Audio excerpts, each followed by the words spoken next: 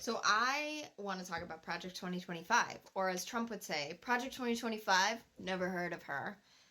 This is going to be a deep dive. It's probably going to be a couple parts because there's like a million chapters to this dumb book. Um, but it's going to be about the authors of the Mandate for Leadership and their connections to Trump. I'll get into a little bit of the substance, like the intro, which the intro to Project 2025 basically lays out the entire playbook. But for now, I just want to talk about the freaks, these authors, these Nazis that want to destroy our country.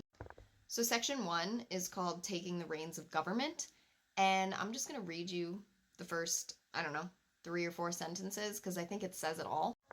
America's bicentennial, which culminated on July 4th, 1976, was a spirited and unifying celebration of our country, its founding, and its ideals. As we approach our nation's 250th anniversary, which will take place during the next presidency, America is now divided between two opposing forces: woke revolutionaries and those who believe in the ideals of America. The former, those wokesters, believe that America is and always has been systemically racist, and that it is not worth celebrating and must be fundamentally transformed, largely through a centralized administrative state. The latter, us good Republican guys, believe in America's history and heroes, its principles and promise, and in everyday Americans and the American way of life. They believe in the Constitution and the Republican government. Conservatives, the Americanists in this battle, must fight for the soul of America, which is very much at stake. That's the first paragraph in the first chapter of Project 2025 about taking the reins of government. That this is a battle between the woke and the Americans. And if it's not clear who the woke is and the Americans are in this scenario that they've created in their heads, they go on to explain it in the next paragraph. The enemy within is apparently evident today, according to Project 2025, by mask and vaccine mandates, school and business closures, efforts to keep Americans from driving gas cars or using gas stoves, or efforts to defund the police, indoctrinate school children, alter beloved books, abridge free speech, undermine the colorblind ideal, or deny the biological reality that there are only two sexes. The left's steady stream of insanity appears to be never-ending. Underneath all that false patriotism and talks of like a spiritual battle or whatever is extreme transphobia, not so subtle fascism, basically, which essentially just like paints the whole picture for the rest of the book. Anyway, let's get into the authors. Rick Dearborn. Rick Dearborn, that's the man right there. He was in the Trump administration for less than a year, from 2017 to 2018. He was deputy chief of staff for Trump from 2017 to 2018, and he also worked in the presidential transition team. So right there with Trump the whole time. First chapter, first section of the first chapter. We've already got our first Trump connection.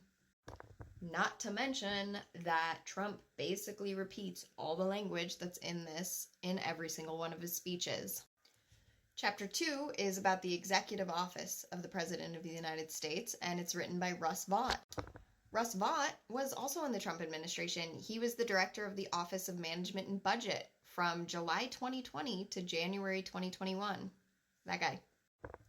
He was also accused by the Biden transition team of blocking access to the Office of Management and Budget. Chapter 3 is the Central Personnel Agencies, and this is where it gets really fun. This is their plan to fire tens of thousands of nonpartisan employees from organizations like the National Weather Service and NASA and the CDC and replace them with Trump loyalists. They are already working on this, by the way. You can literally go apply to be one of these Trump loyalists in the federal government. And they have hired hundreds of people already, and applications are still open. This chapter has a lot of authors. The first one is Donald Devine. This is Donald Devine.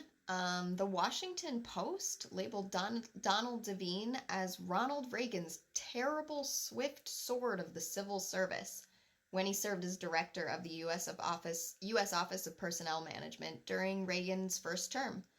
The New York Times called him the Grinch, and the Federal Times titled him the Rasputin of the reduction of force, all because he helped cut 100,000 bureaucratic jobs and save over $6 billion in benefits for those jobs that he cut, that he fired.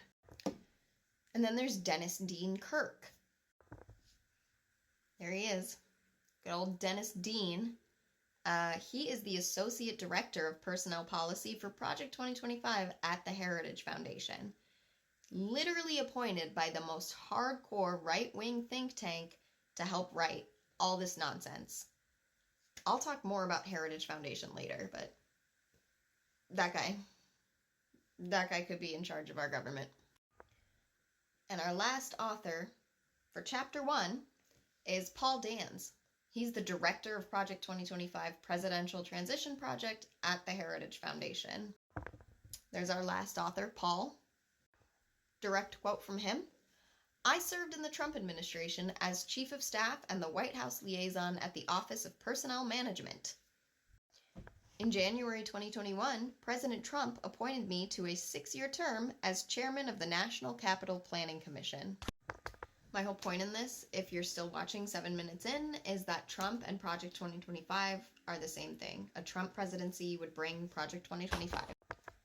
It's the Heritage Foundation. They are the policy arm of the Republican Party. They have been since Reagan. They even mention it in the intro to Project 2025, that their first mandate for leadership came out right before Reagan was elected, and he enacted, according to them, 60% of their policies.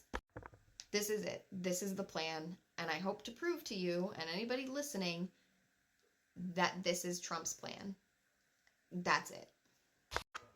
So please register to vote, and please vote for Kamala Harris. Like, grow up, vote for Harris. Let's defeat Trumpism, MAGA, fascism.